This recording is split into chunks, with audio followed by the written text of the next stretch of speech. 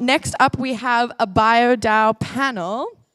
So the BioDAO panel is going to be moderated by James Sinka, who works with BioXYZ. He also co-founded OrangeDAO. He also was the MC of last year's DeSci Berlin, so my mortal sworn enemy. And then from the DAOs, we're going to have Lawrence from VitaDAO joining us, Inez from AthenaDAO. So VitaDAO does longevity, for those of you who don't know. AthenaDAO deals with women's health.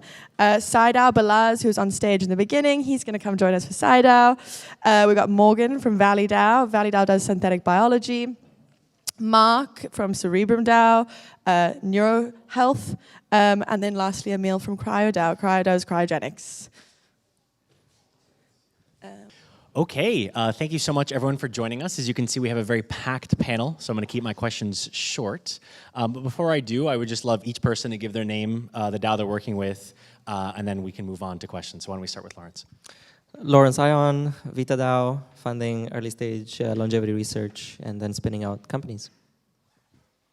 Inês Silva, AthenaDAO. We are funding women's health research and spin out companies. Hi, Balaj, PsyDAO, and we work on psychedelics. Hi, Morgan, ValleyDAO, and we are funding and translating synthetic biology research for climate. Mark Milikovic, CerebrumDAO, where we are translating and funding and creating brain health interventions. Emil from CryoDAO. If Lawrence is not working, fixing the problem of longevity with VitaDAO, we're taking over with organ preservation or whole body preservation. So we first started our first cohort working with BioDAOs back in 2022, and it's crazy to see how far it's come along in 3 years. What I wanted to ask each one of you is just if you could talk a little bit about what it's like to work day to day inside of a BioDAO, because folks who have never been part of a BioDAO have no idea what it looks like to be inside of one, besides the amazing website and the cool research that you all fund and work on. Just whoever wants to go can feel free. Well, I feel like working inside a BioDAO is like working inside any organization where you're trying to go from 0 to 1, as they say, if you read a Peel Teal's book. There's always a lot of ideas, aspirations that we have, and I was just in a UX conference and they also have the same problem. They have a great vision for the future. They don't always achieve or feel like they're achieving what they had in their mind. And that leads to frustration, but it also, there's this great potential where we just find the right ways to work together and go step by step to get to that goal. Yeah, I'd say one of the things we don't talk about a lot is how much noise there is. Being in part of a community with lots of different voices and every stakeholder being empowered to make decisions. So I think one of the things that we really tried to figure out and are still figuring out is how do you convert noise into signal? And I think that's like a structural problem and also a cultural one as well. And I think it's something that's also really exciting because the traditional scientific system isn't necessarily great at that. And so, yeah, I'd say it's really addictive. Always, like every day is doing something different. And yeah, I can't imagine myself being anywhere else right now. I love that. So I think PsyDAO is probably the least mature from the DAOs that are represented on the stage here. And I'm coming from a purely academic perspective. And I'm like, still on the young side within academia. So I see a lot of the problems that Tyler has mentioned, the publish and perish culture in academia. And there's also like, the big fish just get bigger in academia. And, sort of like where you are as like a young researcher, you are at the bottom of the food chain. It's not a nice place to be. And then when I got like, I almost said dragged into PsyDAO. That's not exactly true, but it's been very, refreshing that suddenly, there's like actually, much more focus on like ideas itself, and also having like a bit more of like the big real life perspective on scientific research. Like, before that I was just always thinking in terms of like traditional academic grants and how could I get to that grant and what is possible within the small confines of academia. And even though it's a challenge to balance my activities in PsyDAO and my daytime job, but at the same time it's very liberating. I feel like it gives me much more of a big picture perspective, what's possible, and a little bit breaking out of the small mindset of traditional academia. Yeah, I think also, we are very privileged and lucky to be able to work in, in this space. We spend the day with people that are mission aligned, incentive aligned, and what we are trying to do is like to bring more of them on board, work with and collaborate with more of those, and really show that like in our case, like we have this mission of like really scouting, funding, incubating, translating these women's health research projects, and there's so much that we can do, and I feel very privileged to be able to work with other people, women, men, and others like that really are aligned with that mission. I think also another thing that's very interesting is like we are not only building DAOs, but we are also building an ecosystem, right? DeSci, DAOs won't survive if DeSci doesn't grow and keeps on expanding. So we have this double mission of like making sure that, of course, we want to fulfill our mission, making sure that more people come in and we are able to onboard them into AthenaDAO. But at the same time, we are also onboarding them into DeSci, and that ecosystem part, at least for me, it's like also very exciting. What I really like is the fact that there's this spectrum of how much you want to be involved. It's that anyone can contribute just capital if they want to, or help source a project, right? When they're just going to their conferences, meeting an interesting researcher, they might say, oh, let me introduce you to VitaDAO or another DAO, depending on the industry, and they get a bounty or so on. And others can get a lot involved. This is like the most interesting thing to them. They can work as many hours as they have. And what's really cool is that there's a sort of filtering out effect, or it's just filtering for the people who are really proactive and resourceful, because you don't really get told what to do, right? You need to find ways to bring value, and yeah, we end up with an amazing group of very entrepreneurially spirited people that care a lot about what they're doing. So my next question is about how the science is actually done inside of these DAOs. I love your point where you're saying, in academia, scientists are sort of at the bottom of the food chain. They're the ones that things are kind of outsourced to, but it sounds like in BioDAOs, actually scientists do rule, they have a lot at stake, and they can call some of the shots. So can you talk a little bit about, for those of you who have engaged in the science, how does the science actually happen inside of a BioDAO?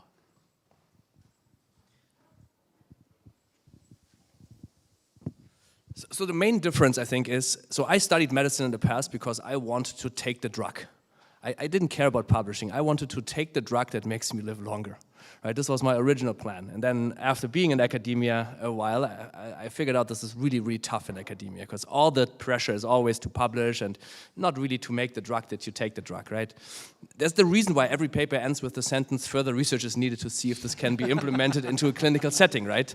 And this future research never happens, or rarely happens. So I think the most interesting thing, and I think this is also where DAOs might have the biggest impact, is as long as the team, the core team, and the community stays aligned, and this is what we do at CryoDAO, we want to do stuff that then people can use, either in a clinical setting, or as I said, for the whole body. So this, I think, is the biggest advantage. So when we try to select research projects, and by the way, there's Eli, who is leading our deal flow team over there, who he's actually responsible for that. We try to select the criteria, or build the criteria and the community, and educate the community, and incentivize the community to do stuff that later then can be directly used, that will not end up as another paper in someone's drawer. I think, and this is, I think, the core difference, as we said before. And it's not easy, but the incentives are the core, and it's really difficult to keep them aligned. And I think, but this is the main difference here. And otherwise, I think the science is being done the same way, just that we tell the researcher, hey, listen, dude, this cannot just be a paper. It needs to actually work. So the one thing that I would add, which I find very refreshing, is the lack of hierarchical organization within the DAOs and how science is being discussed. In traditional academia, there is a very well-defined chain of command, and probably your PR is sitting on top of you, and then there is the department chair, and it's a very strict hierarchy. And I find it refreshing that, within the DAOs and this ecosystem that we are building here, the only thing matters is how good your idea is. It doesn't matter whether you have a PhD or not, or whether you're new to the field or what. All of that crap and noise is gone, and what matters is the idea itself, and I love that. There is one similarity, though, with company builders. There already are companies that seek out projects from academia and try to spin out companies like a venture studio. So I was curious so they would also, just like our DAOs, encourage academics to take that research towards something that could be commercialized and ultimately becomes a medicine we can take.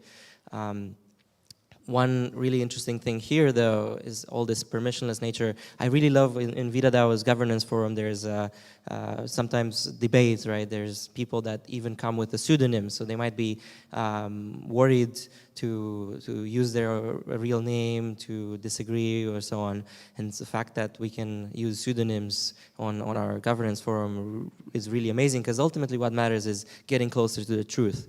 But then also, it doesn't have to be all debating and everyone has an equal say, right? You ultimately have a consensus mechanism, and just like in companies, I think most shareholders, most token holders, similarly also don't want to get involved in too much of the nitty-gritty, and they empower a group, in our case, experts in that specific field, to give a review, right? And ideally they say, look, if the experts are saying this or that, then we go with them. So you can inform the board of experts from anyone, right? But then they still give a certain rating, and then I think the whole community ideally listens to them, but importantly can disagree, right? If you think, oh, this head transplant research, something is like crazy, and the usual reviewers from academia wouldn't fund that. The key is that the community here can say, actually, I know it's crazy, but it's our money, so I might as well just fund it, even if the experts disagree. That's very important. I really liked what Tyler opened the conference with this morning, in that like the ideal of what we want to get to is like deinstitutionalizing science. And I think it's something that happens everywhere and everybody's doing, whether they know it or not. And I think DAOs really enable people to break away from having to have an identity that's associated with an affiliate, like an institution, in order to have credibility and respect or to make an impact in the world. And I think something like, as a very young person going into science and having no reputation and no credibility, was really confused as to like why I need to spend 7-10 years like gaining respect for anybody to even hear me out if what I'm doing is actually like, provably making an impact. So like, to summarize, I guess, DeSci is science done by the people, for the people. Yeah, so my background, I started also in academic research, we did like corporate stuff, startups, and I feel like the DAO really embodies like the most critical components that we need to make things happen. We're right now in Cerebrum talking about our product roadmap, but we also have our deal flow process. So we're not just thinking about how do we fund something, but we want to see how do we make that happen. And I see this reflected in a lot of DAOs, where each DAO really has its own purpose, and that's like really driving the mission, so like driving the organization forward, and having it be bottom up. A great analogy, I have a really brilliant friend in Switzerland. He wants to do like basically some organoid brain research, but he just has a master's. He's not part of the research institution. And he has, this big problem, like, oh, how do I get funded? How do I package this idea into a way that would be viable in academia? And I believe we're really just more purpose-driven to say, here's a problem, we want to fix it, and we don't have the hierarchy inertia. So I would say that's probably the way that DAOs are creating this niche in the world. Yeah, and I think what I heard across the DAOs is that the science is done by anyone who is qualified by their interest, their merit, their curiosity, as opposed to preordained by the academic system of hierarchies to say like, oh yeah, you're qualified to do something.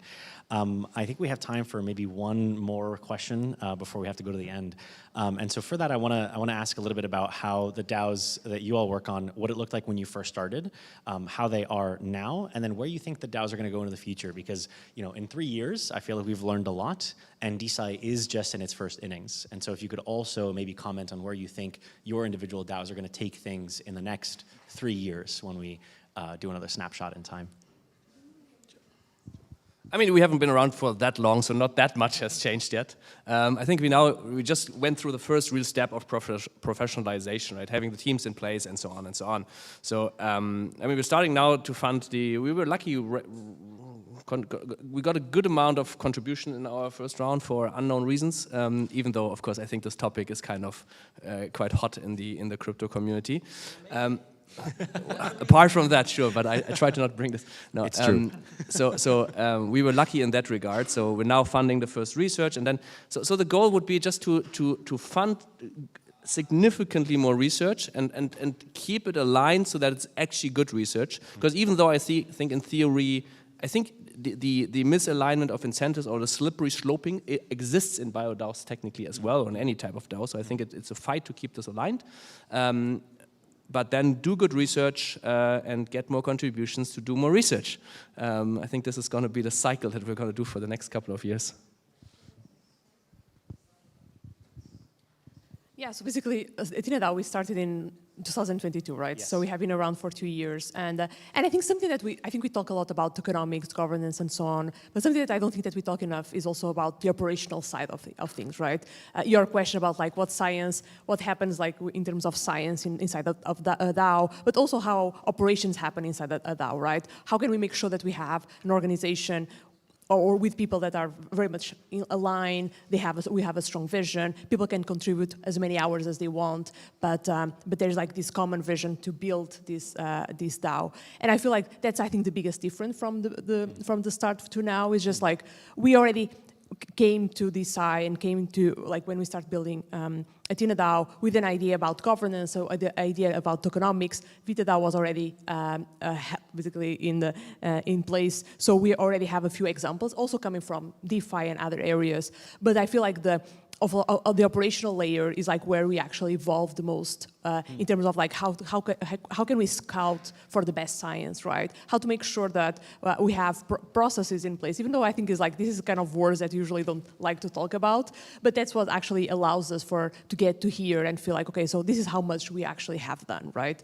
So I think going forward, there's so much we can do, and something that we realize, like with AthenaDAO, we are definitely not constrained by the quality of science. There's so much amazing science out there for us to fund, incubate. That's definitely a given. There's so many areas of opportunity for us. So what we want to do is more resources so we can really scale and really take off. And you're going to the moon or to Mars with what we have in mind. I love that. Yeah, I'll try and keep mine short. So I think we started, or our evolution is kind of more like a dampened wave. In that we started hopelessly optimistic, thinking that crypto was going to solve all of our problems. Then we went to extremely pessimistic, thinking that regulations were going to ruin all of our lives. And now I'd say we've landed on pragmatism, where we understand enough of the white space in between, like what can we do, what can't we do, what is useful and what is not, and how do we bridge from where we are today to the future we want to build tomorrow. And I think that's going to take time, it's going to take money, and it's going to take a lot of people. But I'd say we're really like consolidated on our narrative as to where we need to be and why we need to be here. So Cerebrum, probably one of the younger DAOs on the stage. You know, I guess a year ago, I don't know, it was still very much an idea. Did a lot of building, implementing, and now we're really focused on, after our token launch, to basically execute and implement. The biggest difference is just going to be really a lot more work, I would say. I mean, you have an idea, ideas are great, but then you get the funding, and now you really need to build and really engage the community. And the building of products, releasing them, engaging the community is, I think, what will lead to growth over the next year, 2 years, 10, 20 years, hopefully. Yeah, so that's where we're headed to. So for us, what we talk a lot about, like, you know, IPs and like how that can be the economic engine behind DeSci. But for us with PsyDAO, we want to take a smaller step first and just get to a point where we publish our first study within the next few years using the open science psychedelic platform that I was mentioning during my talk. So earning some traditional academic street cred, like I think that's the next step for PsyDAO. So we're the oldest DAO, right? Tongue-in-cheek, sort of trying to get better with age and make it such that as we get better, also make humans get better with age, not degenerate and get diseases and die. So yay! I would say that it's been 3 years, right? Initially, we had to prove ourselves. We had this money. 4 or 5 million, and we were trying, like, why is it so hard to give this money away? People, please, like, take of course, good projects, but take our money. And like, people hadn't really heard about DAOs and all this stuff, so it was difficult, but eventually we built a good name, especially in the longevity field. I think we have really good awareness. Now it's a lot more about setting up this well-oiled machine to scale up, to be the place for anyone who wants to live longer to be a member, right? And leverage all of that so that we have so much more resources to also fund really good science and enable a lot of teams to have the autonomy to do the really good work of spinning out these companies and raise their funding via IP tokens. And VitaDAO itself just moving towards funding a lot more projects, and each one of them getting amazing people to run them, and hopefully also take them all the way through, right? Vertically integrate DeSci and actually try things out in humans and actually have an intervention that works. There's nothing proven yet in longevity to work on humans, right? So my personal hope is that we get to that within a few months. I know, crazy, months. And then within 2 decades, we have aging under control. I would sign up for that feature. Aging under control in 2 months. I love that. No, in 2 decades. Oh, in 2 decades. Okay, So, yeah. Oh, yeah. Making therapies within months instead of 10 to 15 years. And yeah, within 2 decades, we have aging under control. Okay, all right. I'll be less optimistic, more pragmatic, and I think that's something that I heard here. Looks like we have a little bit more time for questions. Okay. So something I often talk to scientists who are, for the first time hearing about the BioDAO model, and obviously, I have many reasons to tell them that they should go ahead and try it and do it. I'd love to hear a little bit from you all around, how a scientist or a group of scientists should think about starting a BioDAO, how they know if they're ready to do that, or maybe even like warning signs of why maybe they shouldn't, if this is sort of the wrong arena for them to bring their ideas or their work to, and maybe some other ecosystem might be better, considering you all are in that space. I think like it's very important for them to know why they want to start, right? And I think like it's not about just like starting and hoping for the best, right? I think like if a group of scientists with a specific area that is focused on a specific area of research or a specific therapeutic or something, if they want to start something, I think it's very important about like what does the DAO model bring to them that otherwise they couldn't get, right? I think one of them is very easy to know is like the scouting opportunities. Like we have in AthenaDAO, like we have researchers in our science and deal flow team from all around the world, in some of the best universities in the world that are very excited to be working and very excited to scout opportunities for us. And like, I think that's one of the areas where a DAO can definitely bring a lot of value, right? So I feel like if you have a group of scientists that want to start doing something, I think like they have to be aware of, on one hand, like, okay, why the DAO model might make sense for their case, but also be aware of the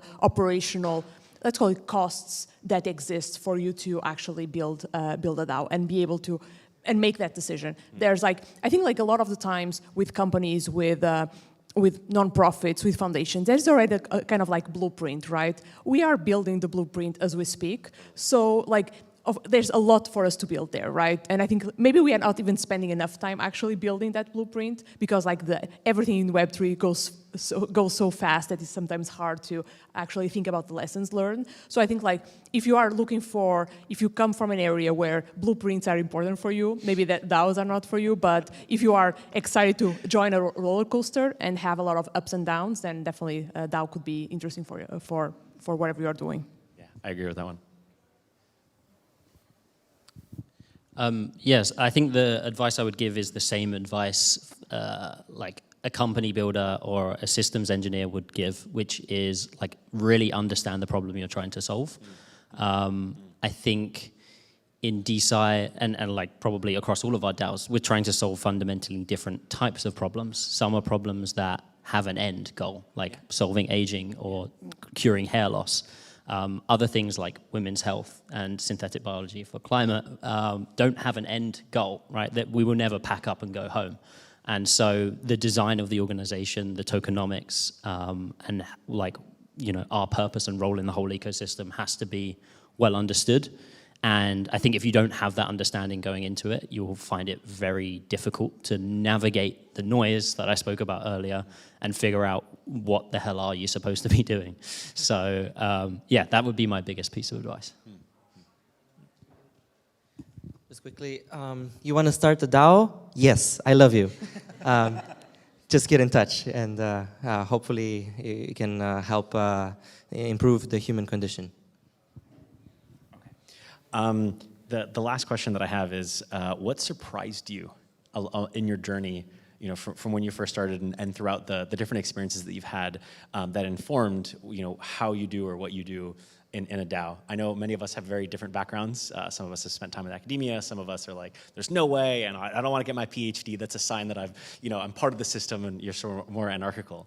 But I'm curious, is there anything that stands out that you would say like, oh wow, this was an insight or a moment or learning that really helped inform me to get to where I am now, and maybe someone at home watching this can resonate with that and say like, okay, I see myself in that. Maybe I should, you know, work alongside you in your DAOs or start my own. What surprised me the most is how having this idea of a permissionless organization that doesn't really answer to the usual state, you know, it's just registered on Ethereum, how much this being censorship resistant and scalable, how this allows us to think outside the box and be like, not constrained by the usual things that tell us, oh, but maybe I'm not allowed to, right? Permissionless, really, really important. Just taking out a lot of the usual bottlenecks and being like, yes, yeah, it's crazy, and let's do it.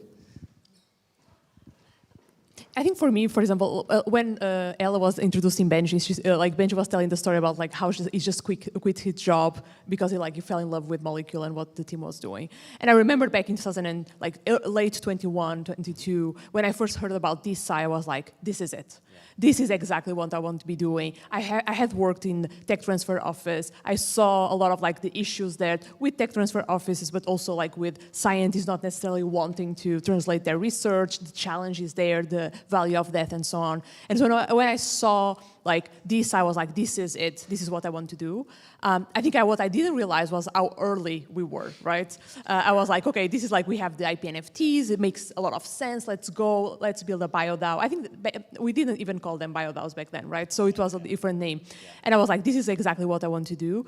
I think what surprised me is but surprising in a good way is how much we're actually being part of building this ecosystem, right? And I think if anyone comes in now, they are still early, right? They will still be able to build this ecosystem, and there's so much more BioDAOs for us to build. And I think now with VitaDAO being 3 years in, with AthenaDAO and others being a year and a half in, I think we already start seeing those blueprints that I was talking before. And so whoever is coming next, I think will be able to do much more, much faster. And I think that's super exciting. My first contact with DeSci was DeSci London in 2022 when Chris and some of the other PsyDAO people invited me, and then I remember the first was like, oh, this is like this whole world, and it's like totally surprised me. But then I get more engaged. I had a similar experience as you did, to realize and being surprised at actually how much of it is just like up in the air in the moment. Like first you hear about DeSci, it sounds like everything is worked out.